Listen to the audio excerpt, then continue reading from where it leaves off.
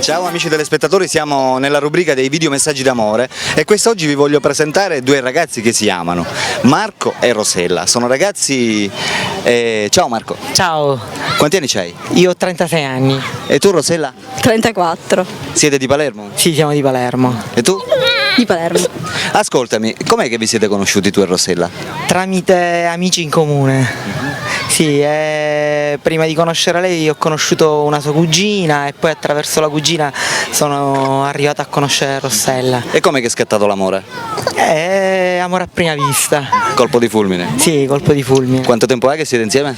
Da 16 anni. Sì. Complimenti, fra fidanzati e sposati. Sì, fra fidanzate e sposate. Avete figlio, sì? Sì, una bambina che per ora sta facendo un po' di capricci. Bellina, che carina.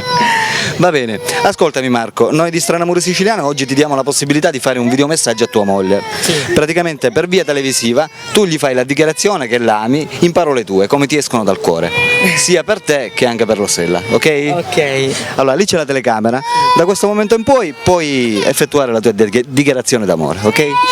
Allora, amore mio. Guardando la telecamera. Sì, allora ti ho conosciuto da tanti anni, senza di te non posso più stare,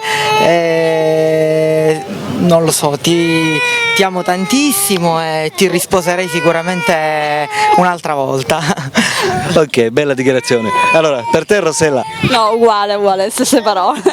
di quello che ti senti, dai. No, le stesse parole, le stesse cose, uguali.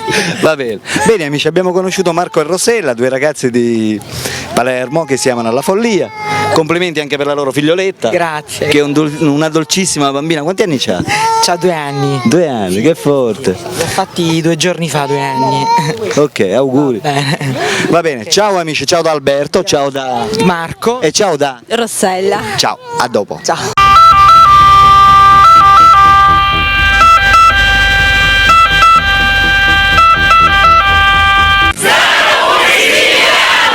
Oh yeah!